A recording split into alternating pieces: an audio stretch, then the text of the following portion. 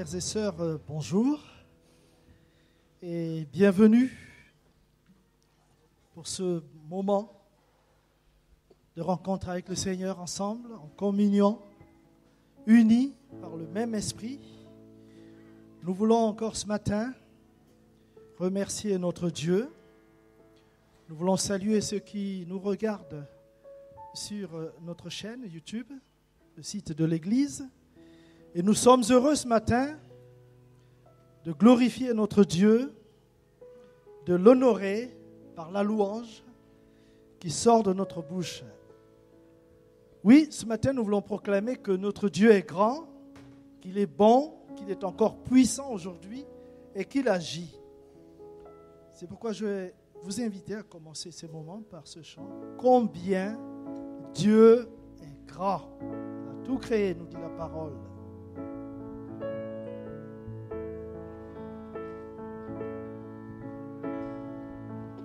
Le roi dans sa beauté, vêtu de majesté. La terre est dans la joie, la terre est dans la joie. Sa Gloire resplendit, l'obscurité s'enfuit au son de sa voix, au son de sa voix. Combien Dieu est grand, chantons-le combien Dieu est grand, et tous verront combien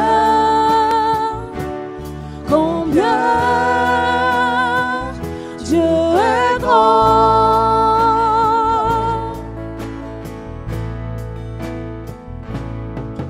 Car d'âge en âge il vit, le temps lui est soumis. Commencement et fin, commencement et fin. Céleste Trinité, Dieu d'éternité, il est l'agneau divin, il est l'agneau divin.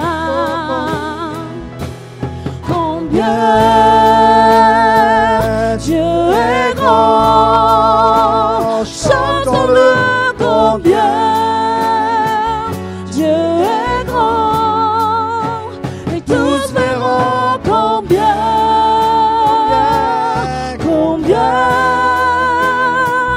Dieu est grand.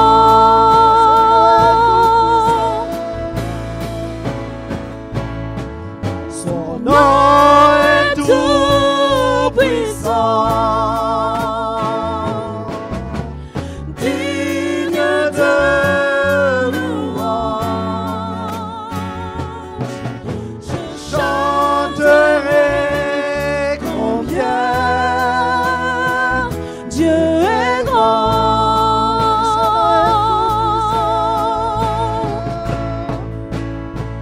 Son nom est tout puissant, digne de louange. Je chanterai combien Dieu est grand.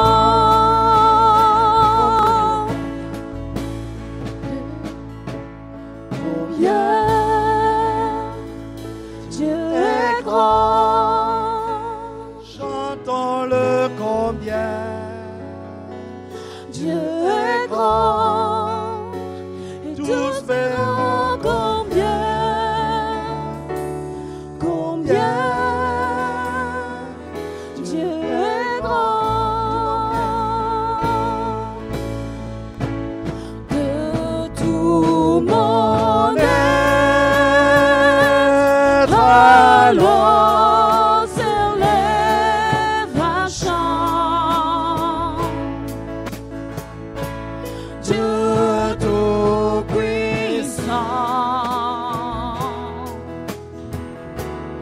que tu es grand. De tout mon être, alors s'élève un chant. Dieu tout-puissant, que tu es grand.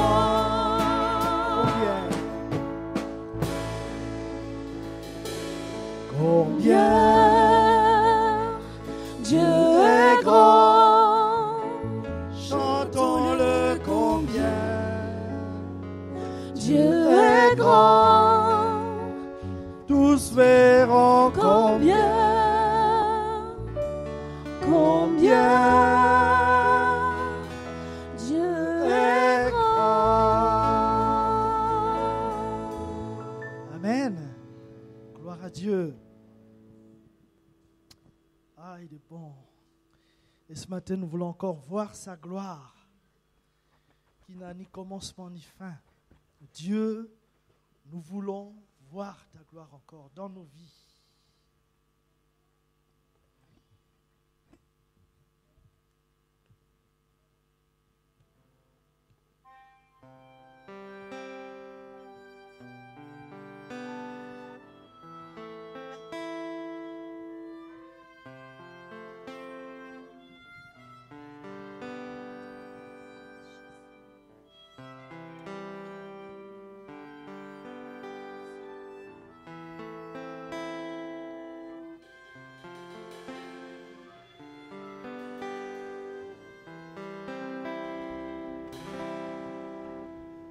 Dieu, nous voulons voir ta gloire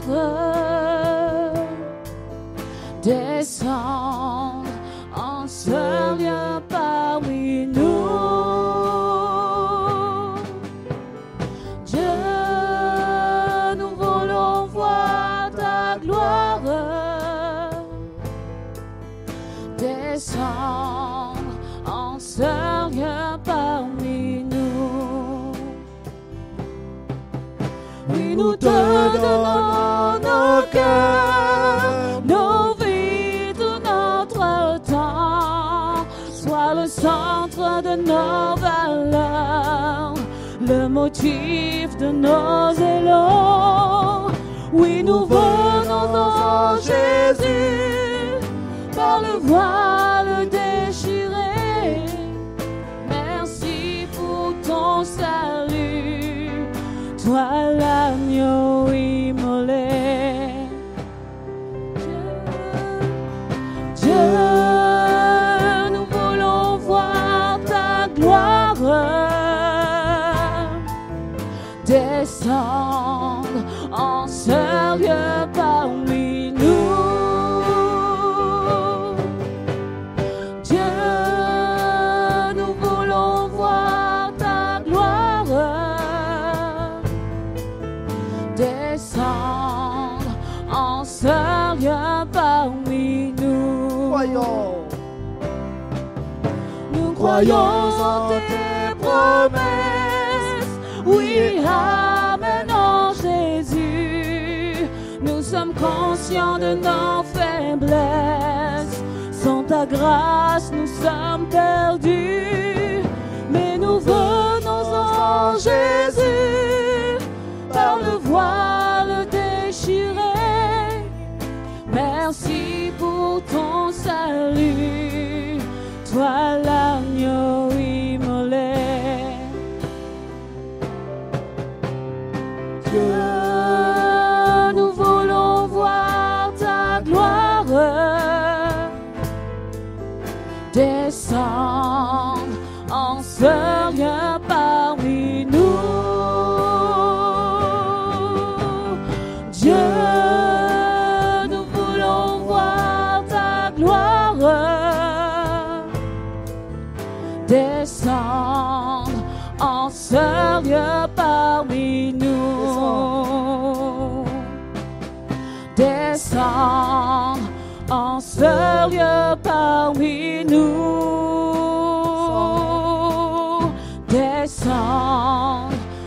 grand sérieux parmi nous. Oui, Seigneur, ce matin, envoie encore ta gloire. Manifeste ta puissance au milieu de ton peuple, notre Dieu. Nous voulons encore être émerveillés par ta gloire, par ta puissance. Tu es si bon, si merveilleux. Ah, Seigneur, à toi seul la gloire. Oui, notre Dieu, qu'il en soit ainsi.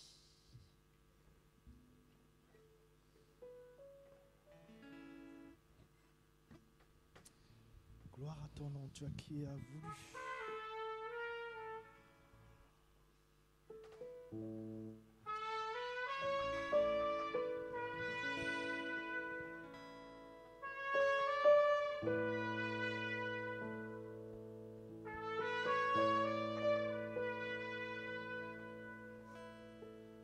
Dieu a voulu des enfants unis, Qu'il en soit ainsi. un jardin de paix pour ta famille. Qu'il en soit ainsi. Et nous voilà tous ensemble, prêts à faire ta volonté. S'il est vrai qu'on te ressemble, donne-nous ta sainteté.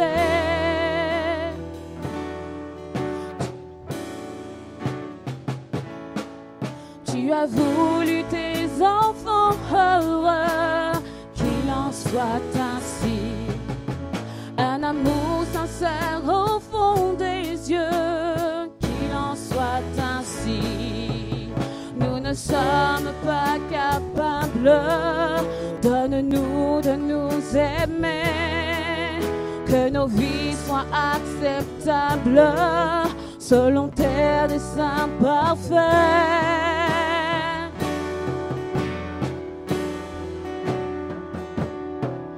Nous serons enfin ce temple, ce palais où tu demeures, où ton cœur de Père nous comble de sa grâce. Et nous serons enfin l'épouse que ton amour a choisi, le parfum de ta vie, qu'il en soit ainsi.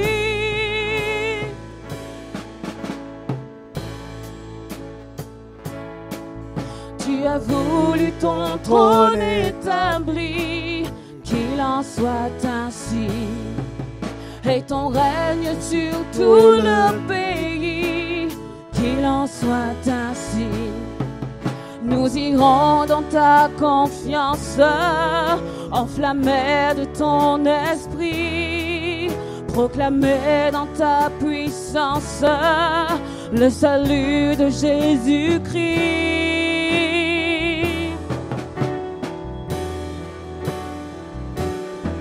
Et nous serons enfin ce temple, ce palais où tu demeures, où ton cœur de Père nous comble de sa grâce. Et nous serons enfin l'épouse, l'amour a choisi, le parfum de ta vie, le parfum de ta vie, le parfum de ta vie, qu'il en soit ainsi.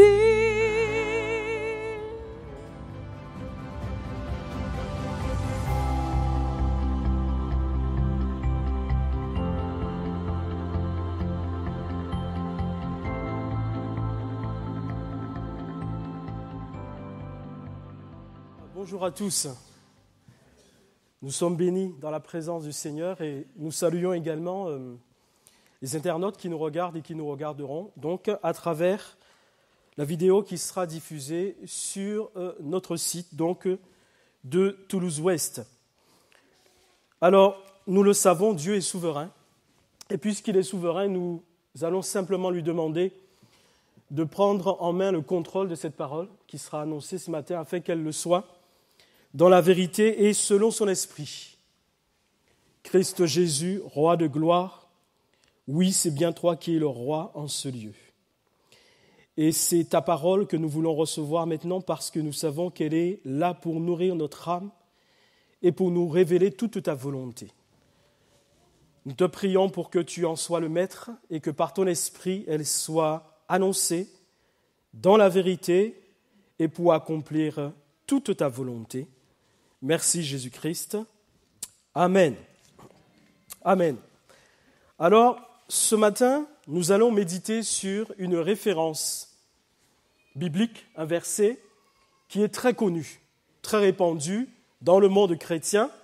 Il y en a beaucoup comme ça, des versets que nous récitons facilement, que nous connaissons mieux que d'autres. Il y a plein de récits que nous maîtrisons, que nous connaissons. Et puis, il y a une partie de la Bible que nous connaissons moins, nous entendons moins, c'est ces versets être cités.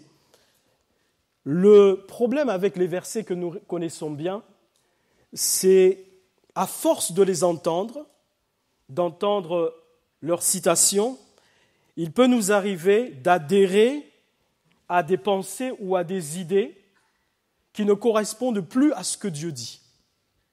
Parce qu'on a tellement de facilité à les réciter qu'on ne va plus en profondeur par rapport à la pensée réelle de Dieu. On reste dans la superficie et on récite ces versets quotidiennement dans notre vie quotidienne et chrétienne. Et il se peut que ce que nous croyons de ce que nous disons ne corresponde plus à ce que Dieu dit. Prenons un exemple. Deutéronome, le chapitre 28 et le verset 1. Dieu dit ceci, et nous comprendrons pourquoi, si tu obéis à la voix de l'Éternel. C'est Dieu qui s'adresse à son peuple d'Israël, et nous comprenons effectivement que nous aussi, étant le peuple de Dieu, cela nous concerne. Si tu obéis à la voix de l'Éternel, ton Dieu, en observant et en mettant en pratique tous ces commandements que je te prescris aujourd'hui, l'Éternel, ton Dieu, te donnera la supériorité sur toutes les nations de la terre. Et le verset 3 dit, tu seras béni dans la ville et tu seras béni dans les champs. Pourquoi est-ce que je prends cet exemple ? C'est parce que, par exemple, justement, il y a un verset qu'on a l'habitude de réciter. L'Éternel a dit qu'il fera de nous la tête et non la queue. Mais la plupart du temps, de ce verset, qui pourtant n'est pas complet dans ce qui est dit là, dans ce que je viens de dire, mais la plupart du temps, c'est ce que nous entendons et nous nous arrêtons qu'à cela. L'Éternel a dit, il fera de nous la tête et non la queue.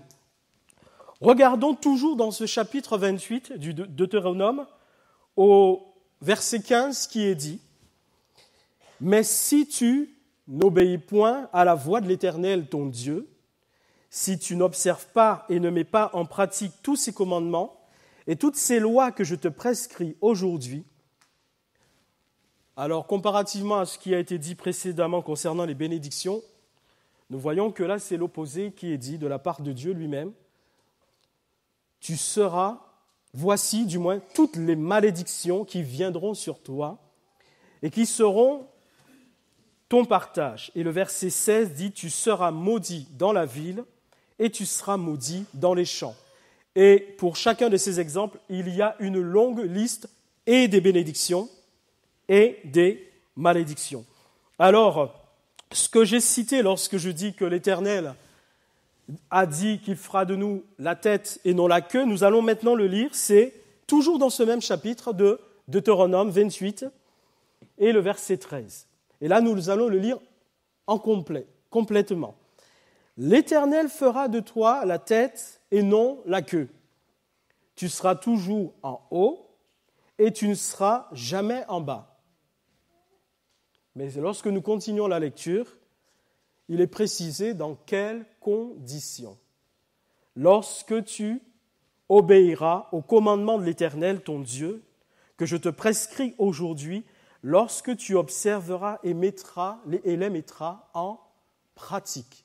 Et à chaque fois que j'ai cité la parole de Dieu, pour cet exemple en tout cas, nous avons vu qu'il y a une condition qui a été introduite pour que Dieu agisse d'une manière ou d'une autre envers nous, car Dieu ne parle pas aux animaux, en tout cas dans ces exemples, il ne parle pas aux arbres, il ne parle pas aux fleuves ou à la mer, mais il s'adresse aux hommes qu'il a créés à sa ressemblance et à son image. Il y a toujours la condition, si tu obéis, et le contraire c'est « mais si tu n'obéis pas ». Et dans ce fameux verset qui est très connu, l'Éternel a dit qu'il fera de nous la tête et non la queue, il est dit c'est lorsque tu obéiras au commandement de l'Éternel. Alors, c'était juste un exemple d'introduction. Celui qui va nous permettre de passer un peu de temps dans la méditation de la parole de Dieu, c'est un autre qui est aussi connu, c'est Jérémie 29, 11. Jérémie 29, 11, et c'est le titre d'ailleurs de cette méditation, car je connais les projets que j'ai formés sur vous, dit l'Éternel, projets de paix et non de malheur, afin de vous donner un avenir et de l'espérance. C'est bien un verset que nous avons l'habitude d'entendre dans nos conversations chrétiennes, mais avons-nous toujours pris le temps de bien considérer ce que dit et dans quel contexte Dieu a-t-il donné cette parole? Et c'est ce que nous allons faire. Nous allons regarder le contexte dans lequel Dieu a donné cette parole. Alors, je lis au chapitre 29 de Jérémie. Jérémie chapitre 29. Voici le contenu de la lettre que Jérémie, le prophète, envoya de Jérusalem au reste des anciens en captivité, aux sacrificateurs, aux prophètes, à tout le peuple, que Nebuchadnezzar avait emmené captif de Jérusalem à Babylone. Voici le contexte dans lequel les déportés qui se trouvaient à Babylone avaient reçu cette parole, ce message. Pourquoi? Parce que Nebuchadnezzar était venu, c'était l'empire qui dominait à cette époque, et il est venu, ce n'était pas la première fois, et cette fois-ci il viendra et il va incendier le temple, le beau temple de Salomon, le temple de Jérusalem. Et puis il emmènera à Babylone, captif, l'élite de Juda, parce que là ça concerne le royaume de Juda. L'élite de Juda, le roi, la reine, tous ceux qui occupaient une place prépondérante dans la société, tous ceux qui avaient un emploi qui était important et qui permettait de bâtir une ville, d'administrer une ville. Et il ne laissera en Juda et à Jérusalem que les petites gens, les personnes qui ne représentaient pas pour lui un danger, les personnes qui n'avaient pas les compétences, les capacités nécessaires pour rebâtir une ville. Et il mettra même un vassal qui était donc le frère du roi qu'il déportera, Sédécias. Il va le mettre à la tête donc de Jérusalem et de Juda, parce qu'il était soumis, celui-ci, ce roi-là, donc au roi de Babylone, Nebuchadnezzar ou Nabuchodonosor II. Et donc c'est dans ces conditions que cette parole a été donnée. Lorsque Dieu a dit l'Éternel connaît les projets qu'il a formés sur toi, projets de paix et non de malheur. Mais pourquoi se trouve-t-il dans ces conditions? C'est parce que le peuple d'Israël, nous le savons malheureusement, et nous le verrons, cela concerne aussi le drame de l'humanité. Le peuple d'Israël n'a eu de cesse de désobéir à Dieu, au Dieu d'Abraham, d'Isaac et de Jacob, à leur père, au Dieu de leur père. Ils n'ont eu de cesse d'ajouter désobéissance sur désobéissance. Et pour finalement arriver à cette situation, pour Juda, d'être déporté à Babylone. Et regardons ce qui est dit dans toujours le livre de Jérémie, le prophète Jérémie, au chapitre 11 et au verset 7, Dieu dit « Car j'ai averti vos pères, depuis le jour où je les ai fait monter du pays d'Égypte jusqu'à ce jour, je les ai avertis tous les matins en disant « Écoutez ma voix ». Mais ils n'ont pas écouté, ils n'ont pas prêté l'oreille. Ils ont suivi chacun les penchants de leur mauvais cœur. Alors j'ai accompli sur eux toutes les paroles de cette alliance. Et cette alliance, c'est ce qui nous a servi d'introduction. Nous avons vu qu'à un moment donné, Dieu nous est favorable et donc il y a des bénédictions qui sont prévues pour nous, mais à un autre moment, il leur avait dit, si vous n'obéissez pas, ce sont vos ennemis qui domineront sur vous. Et c'est ce qu'ils étaient en train de vivre. Ils étaient en train de vivre donc la domination de l'empire babylonien qui dominait à cette époque et ils se trouvaient dans une situation de souffrance, de tristesse, de grande détresse. Et on ne s'attendrait pas dans une telle situation à recevoir ce message de la part de Dieu en leur rappelant que je connais les projets que j'ai formés sur vous, projets de paix et non de malheur, afin de vous donner un avenir et de l'assurance. Et c'est là l'expression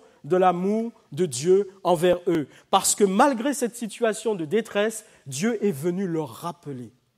Dieu est venu leur rappeler combien il les aime et combien il a élaboré de tout temps des projets de bénédiction pour eux. Et c'est ce que Dieu fait également pour nous et envers nous.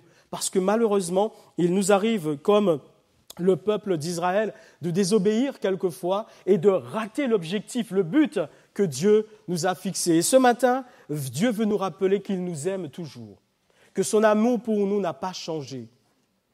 Il n'apprécie pas forcément nos égarements, nos errements, nos fautes, mais il nous rappelle qu'il nous aime et qu'il est toujours là. Et que s'il nous a créés, c'est parce que dès le départ, il avait pour nous des projets de paix, des projets de bénédiction et non de malheur, afin de nous assurer un avenir et de l'espérance. Alors, lorsque nous nous penchons bien sur ce verset, et ça c'est capital, ce qui va être dit maintenant, il est dit « Je connais », donc c'est Dieu qui parle, « les projets que j'ai formés sur vous, dit l'Éternel ». De quel projet? De qui sont ces projets? Ce sont les projets que Dieu a formés sur nos vies. Les projets que j'ai formés sur vous, dit l'Éternel. Ce ne sont pas nos projets. Et c'est là dont peut venir le problème vis-à-vis de ce verset. Parce que il nous arrive d'entendre la citation de ce verset pour nos propres projets. Mais il ne s'agit pas de nos projets. Il s'agit des projets que Dieu a formés pour nous. Parce que nos projets, malheureusement, peuvent nous conduire dans l'égarement, la tristesse et la souffrance. C'était le cas, là, pour les dignitaires de Juda qui avaient été déportés à Babylone. Ce n'était que la conséquence de leur désobéissance. Et ce passage concerne les projets que Dieu a formés pour nos vies. Pas nos projets. Nos projets, malheureusement, il est dit selon Proverbe 16, 1, 2, les projets que forme le cœur, c'est-à-dire les projets qui viennent de nous-mêmes, dépendent de l'homme, ça dépend de nous. Mais la réponse que donne la bouche vient de l'Éternel. C'est-à-dire que Dieu nous dira oui ou il nous dira non. Et malheureusement, quand bien même quelquefois Dieu nous dit non, nous persistons dans l'erreur. Et l'erreur nous conduit fatalement à la souffrance, à la déchéance, à des difficultés dont nous n'avions pas besoin pour notre vie. Nos projets, par exemple, peuvent être un projet de mariage, et moi j'ai entendu ce témoignage, un projet de mariage où Dieu va dire non. Pourquoi? Parce qu'il connaît l'avenir. Il est omniscient. Il est omnipotent, omniprésent. Avant que le monde soit créé par Dieu lui-même, il sait toutes choses d'avance. Il vit de toute éternité par lui-même, en lui-même et pour lui-même, sachant l'avenir. Et parce que lui, il a des projets de paix pour nous, il peut nous dire par rapport à un de nos projets, n'y va pas. Ce n'est pas ma volonté pour toi. Et il y a une sœur comme cela, à qui les serviteurs de Dieu avaient dit, surtout, ne t'engage pas de son mariage. Ne t'engage pas dans ce mariage. Parce que le futur époux, c'était un inconverti et c'était un homme violent. Et elle a persisté. Elle s'est mariée. Et après, sa vie a été une vie de douleur. Elle était une femme battue. par cet homme qui ne connaissait pas Dieu et qui était violent. Et Dieu lui avait dit non. Nos projets, ça peut être un projet d'association dans le cadre d'un projet professionnel pour lequel Dieu nous dira non. Et il ne faut surtout pas nous engager parce que nous pourrions perdre de l'argent, nous mettre en difficulté, mettre notre famille en difficulté. Ça peut être aussi un projet de voyage ou un projet pour acheter un projet immobilier, d'achat immobilier. Quel que soit le projet, que devons-nous faire ? Nous devons faire ce que Proverbe 16:3 nous dit, « Recommande à l'Éternel tes œuvres et tes projets réussiront. » Ils réussiront si tu les recommandes à l'Éternel. Pourquoi les dignitaires et une partie du peuple de Juda se trouvaient-ils donc en déportation à Babylone ? C'est parce que malheureusement, lorsque nous étudions l'histoire du peuple d'Israël, mais cela nous concerne également, même en tant qu'Église de Christ, ils ont toujours eu des difficultés à entrer dans les projets de Dieu. C'est ça le problème. Souvent, on n'a pas de difficulté pour nos propres projets, mais lorsqu'il s'agit des projets que Dieu a établis pour nos vies de toute éternité, on peine à y entrer quelque part. Et c'est ça leur souci. Ils ont toujours eu des problèmes, des difficultés pour entrer dans les projets de Dieu. Et concernant l'humanité, c'est la même chose. Depuis le Jardin d'Éden, Dieu avait donné des instructions à Adam et Ève parce que Dieu avait des projets de bonheur pour eux. Mais malheureusement, ils écouteront la voix du malin, la voix du serpent, le diable, et qui les a manipulés. Et ainsi, nous connaissons donc les conséquences, c'est la mort. Ils ont été chassés donc du Jardin d'Éden et la mort a atteint ce corps merveilleux que Dieu avait créé dans le Jardin d'Éden et qui était parfait et qui n'était point touché par quoi que ce soit d'immoral ou de mauvais. Ce corps, il était beau. Il était parfait dans sa création que Dieu avait faite. Et ce fut malheureusement la déchéance. Et nous voyons ensuite les hommes qui essaient de créer une tour qu'on appelait la tour de Babel, parce qu'ils ne voulaient pas donc de la seigneurie de Dieu lui-même sur leur vie. Ils ont toujours cherché donc à se détacher de l'autorité divine, de celui qui les a créés et qui leur a donné la vie. Alors il a fallu que Dieu vienne et mette la confusion dans leur langue et puisse permettre à ce moment-là qu'ils soient donc répandus, éparpillés donc sur la terre. Et puis nous voyons le peuple d'Israël à un moment donné où Moïse avait reçu de la part de Dieu une invitation à le rencontrer sur la montagne pendant 40 jours, parce que c'est là qu'il allait recevoir les instructions de Dieu. Eh bien le peuple s'impatientant, ils vont décider d'avoir un autre Dieu et ils vont se faire un veau d'or.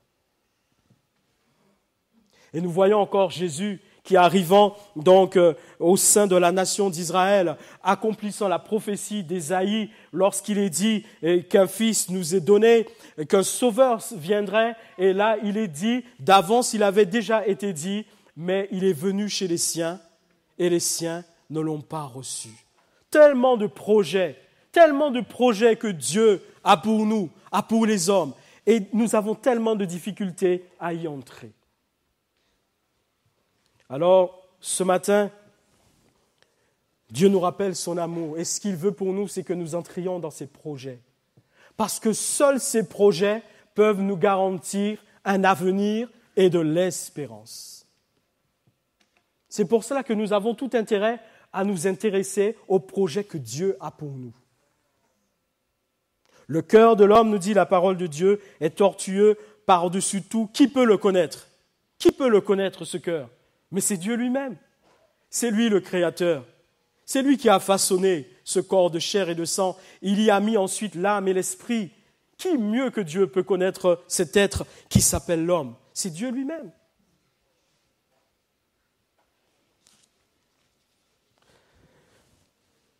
C'est pour cela que Jésus est venu et nous rendons grâce à Dieu. Parce qu'aujourd'hui, nous savons que nous avons un intercesseur qui est à la droite du Père. Jésus-Christ le juste, le parfait et l'excellent. Celui qui, à la croix de Golgotha, a donné sa vie pour nous sauver. Il intercède pour nous. Heureusement qu'il est là, intercédant pour nous. Parce qu'il est dit dans la parole de Dieu, dans Jacques 4, 3, 6, « Nous ne savons pas toujours ce qu'il est bon de demander à Dieu. Et nous nous égarons même dans les choses qui nous arrivent de demander à Dieu. Vous demandez et vous ne recevez pas.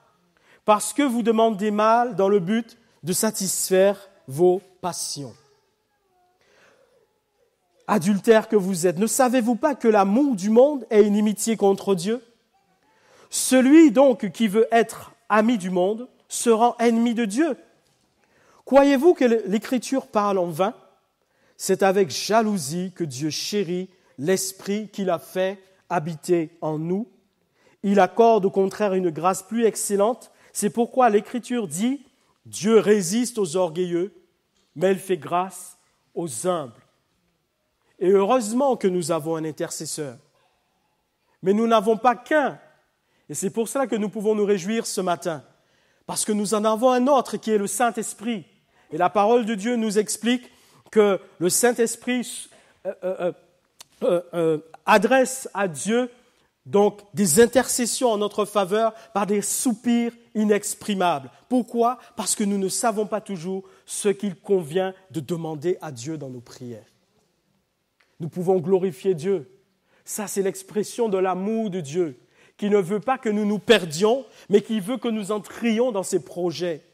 Alors, il nous a même donné 2 excellents, éternels et divins intercesseurs, le Christ lui-même, Jésus et le Saint-Esprit.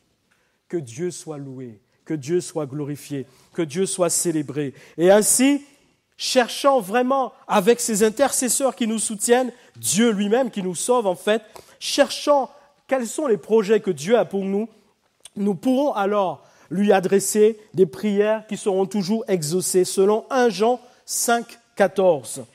Nous avons auprès de lui cette assurance. Ça, c'est lorsque vraiment nous cherchons à entrer dans les projets de Dieu et que nos prières correspondent à la volonté de Dieu pour nous parce que nous sommes à l'écoute de notre berger, le Christ Jésus, et nous nous laissons conduire également par notre intercesseur, l'Esprit Saint. Alors, nous avons auprès de lui cette assurance que si nous demandons quelque chose selon sa volonté, parce que nous sommes conduits à ce moment-là, que fait-il?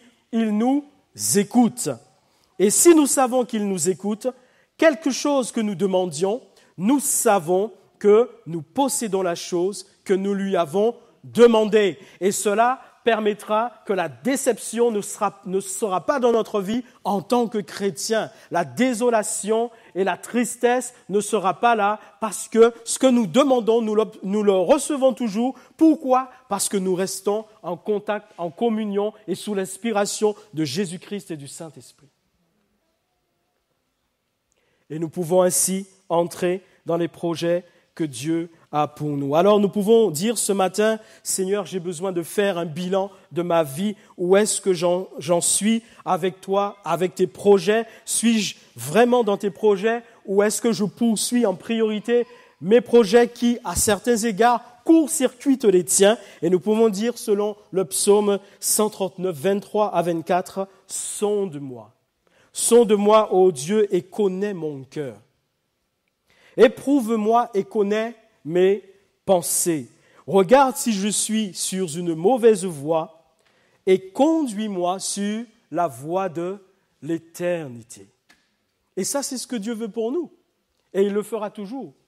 Celui qui adresse à Dieu une telle prière, Dieu ne le rejettera jamais.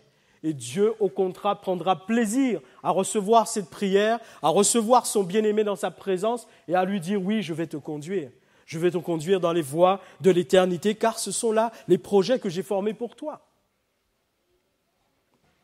Alors, si quelqu'un est présent ce matin en ce lieu, ou si quelqu'un nous regarde à travers Internet, à travers cette vidéo, et que cette personne n'a pas encore reçu Jésus-Christ dans sa vie comme Sauveur et Seigneur de sa vie, il est urgent, il est utile, il est nécessaire, il est indispensable qu'à l'instant même, vous donniez votre vie à Jésus-Christ. Il faut répondre donc à l'appel de Dieu. Il se peut que vous soyez en train de vous débattre depuis un certain nombre de temps dans vos propres projets et qui engendrent dans votre vie de la souffrance et de la désolation. Maintenant, il faut cesser avec cela et il faut venir à Jésus-Christ. Il faut simplement demander à Jésus de devenir votre sauveur et votre Seigneur personnel et de lui dire de vous révéler ses projets et de vous faire entrer dans ses projets. Surtout, ne tardez plus. Venez à lui tel que vous êtes, sans tarder, parce que Jésus attend les bras ouverts tous ceux et toutes celles qui veulent bien venir à lui, parce qu'il a des projets éternels pour eux, des projets de bénédiction. Et les Juifs de Juda, qui étaient malheureusement déportés à ce moment-là, ils avaient oublié Deutéronome 28:15, « Mais si tu n'obéis point à la voix de l'Éternel ton Dieu, et si tu n'observes point et ne mets pas en pratique tous ces commandements et toutes ces lois que je te prescris aujourd'hui, Dieu avait dit, voici toutes les malédictions. Toutes les malédictions. » Je me souviens lorsque je ne connaissais pas Dieu, je ne connaissais pas Dieu, mais il m'arrivait quand même de croire en lui sans vraiment croire en lui. Et j'en voulais à Dieu. Parce que mon enfance a été une enfance vraiment pas facile, une enfance difficile, une enfance de grande souffrance, de dur labeur, avec un père qui était très sévère. Et je me disais, mais si soi-disant il y a un Dieu qui existe, pourquoi a-t-il permis que je naisse dans cette famille ? Et pourquoi a-t-il permis que c'est ce père que j'ai ? Et pourquoi est-ce que je me considère comme un esclave ? Parce que vraiment, on travaillait durement chez nous. Dès notre plus jeune âge, notre père nous avait inculqué cette manière de nous élever, de nous conduire dans l'éducation. Et donc, on travaillait dès notre plus jeune âge dans la terre durement. Et j'en voulais à Dieu. Parce que je ne connaissais pas encore Dieu, mais je ne savais pas que cela allait servir au projet qu'il avait pour moi. Et lorsque Dieu m'a permis de le rencontrer, de faire une rencontre réelle, personnelle avec lui, qu'il est devenu mon sauveur et mon Seigneur personnel, alors il m'a permis de comprendre qu'à travers tout cela, il est vrai que mon père, il était dur, mais nous étions très privés, c'est-à-dire que nous ne participions pas aux événements du monde. Je n'avais pas l'habitude, même si je n'étais pas encore chrétien, mais je n'allais pas dans les fêtes du monde, je n'allais pas en boîte de nuit, je ne fréquentais pas les filles, je ne connaissais pas tout ça. Mais c'était une manière de Dieu de me préserver déjà par rapport à l'appel, à ce qu'il voulait pour moi. C'était les projets qu'il avait déjà préparés, des projets de bénédiction, afin de m'assurer un avenir et de l'espérance, pour que je ne perde pas mon temps dans des souffrances inutiles dans le monde. Et plus tard, il m'a permis de comprendre tout cela. Parce que, bien aimés, les projets que Dieu a formés sur nos vies n'ont pas pris leur départ ou leur existence le jour où nous sommes nés sur cette terre. Ce n'est pas le jour où nous sommes nés où Dieu s'est dit, mais bon, que vais-je décider pour celle-là ? Que vais-je décider pour celui-là ? Il vient de naître, allez, lui il sera comptable, lui il sera un grand cuisinier connu, mais ce n'est pas du tout comme ça que Dieu agit. Lisons Éphésiens 1, 4, 5. « Béni soit Dieu, le Père de notre Seigneur Jésus-Christ, qui nous a bénis de toutes sortes de bénédictions spirituelles dans les lieux célestes en Christ, en lui, c'est-à-dire en Christ. Dieu nous a élus avant la fondation du monde, pour que nous soyons saints et irrépréhensibles devant lui, nous ayant prédestinés dans son amour à être ses enfants d'adoption par Jésus-Christ, selon le bon plaisir de sa volonté. Dieu nous a prédestinés, il nous a élus avant même la fondation du monde. Dieu n'a pas eu à attendre le jour où nous sommes nés pour décider ce qu'il allait faire de nous. Avant même que le monde soit, il avait déjà prévu. Et c'est ce qu'il dit notamment à Jérémie, au chapitre 1, ce même prophète Jérémie. Et au verset 5, la parole de l'Éternel me fut adressée en ces mots, dit Jérémie.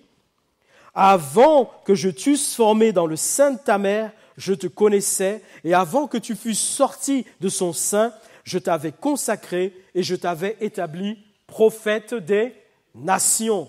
Cela avait déjà été décidé. Et pour chacun de nous, pour chaque homme, pour chaque femme, avant même que le monde soit créé par Dieu lui-même, Dieu avait déjà établi des projets de paix sur ta vie, des projets de bénédiction, afin de t'assurer un avenir et de l'espérance. Et il est dit donc que ces projets sont pourvus pour nous en Christ Jésus. Et nous avons lu qu'il avait prédestiné de faire de nous, donc par son amour, ses enfants d'adoption. Dieu n'a pas voulu seulement que nous soyons des serviteurs, que nous soyons des esclaves, que nous soyons des évangélistes, des apôtres, des pasteurs, des diacres ou des chrétiens. Non, il a voulu plus que cela pour nous. Il n'a pas voulu que nous ayons seulement un titre. Il a voulu que nous soyons ses enfants. Ses enfants. Ses enfants. En Christ, nous sommes devenus les enfants de Dieu. Et Galates 8, 17 nous dit, « Or, si nous sommes enfants, nous sommes aussi héritiers et co-héritiers de Christ. » Que signifie cela? Cela veut dire que Jésus-Christ partage avec tous ceux qui lui appartiennent son héritage. Nous partageons avec Jésus son héritage parce que nous sommes enfants de Dieu, héritiers et co-héritiers de Christ. N'est-ce pas des projets de paix et non de malheur? N'est-ce pas des projets qui nous assurent un avenir et de l'espérance? Et pourquoi prenons-nous quelquefois donc le risque de partir dans des projets qui, au contraire, vont nous conduire dans le malheur et dans la tristesse? Il y a une filiation entre donc Dieu et nous, et ainsi Dieu, maintenant, il est notre Père. Et Jésus même a pu dire à ses disciples, quel est le Père qui, si un de ses enfants lui demande du pain, lui donnera-t-il un scorpion? Nous, en tant que parents, nous le savons. Nous donnons les bonnes choses à nos enfants. Nous aimons nos enfants et nous prenons plaisir à leur donner les bonnes choses. À combien plus forte raison Dieu, qui est notre Père? Parce qu'il est dit en Galates 4, 6, « Et parce que vous êtes fils et filles de l'Éternel, Dieu a envoyé dans nos cœurs l'Esprit de son Fils, lequel crie « Abba », c'est-à-dire « Père ». Dans nos cœurs, nous avons l'Esprit de Christ qui permet à nous aussi de dire « Dieu éternel, tu es notre Père. Tu es notre Père. » Et il est dit dans la parole de Dieu, « Toute grâce excellente et tout don parfait viennent d'en haut, découlent d'en haut, du Père des Lumières, chez lequel il n'y a ni changement et ni ombre de variation. » En Christ Jésus, tous les projets de paix et de bénédiction de Dieu ont été pourvus et sont pourvus pour nous. Alors cherchons les projets que Dieu a pour nous et délaissons les projets qui nous éloignent de la volonté de Dieu. Et je termine ainsi avec les versets 22 à 23 du chapitre 17 de l'évangile de Jean. C'est Jésus qui le dit, et là nous comprenons vraiment combien Dieu nous fait partager, Jésus nous fait partager donc c'est son héritage. Il est dit, c'est Jésus qui parle, parlant à son Père, je leur ai donné à nous qui sommes ici, à ceux qui nous regardent sur Internet, à ceux qui appartiennent à Christ, à ceux qui répondent à l'appel de Christ, à ceux qui passent des ténèbres à l'admirable lumière de Jésus-Christ, qui deviennent des enfants de Dieu. Jésus dit, je leur ai donné la gloire que tu m'as donnée. Nous avons reçu la gloire que le Père a donnée au Fils. Je leur ai donné la gloire que tu m'as donnée, afin qu'ils soient un comme nous sommes un, moi en eux et trois en moi, afin qu'ils soient parfaitement un, et que le monde connaisse que tu m'as envoyé, et que tu les as aimés comme tu m'as aimé. Tu les as aimés comme tu m'as aimé. C'est Jésus qui fait une telle affirmation. Alors j'espère qu'à partir de maintenant, si ça n'a pas toujours été le cas, nous donnerons la priorité aux projets que Dieu a formés sur nos vies, car ce sont uniquement les projets que Dieu a formés sur nos vies qui nous assurent cette paix, cet avenir et cette espérance. Christ Jésus, merci pour l'amour que tu manifestes envers nous et par lequel tu nous rappelles combien tu nous aimes.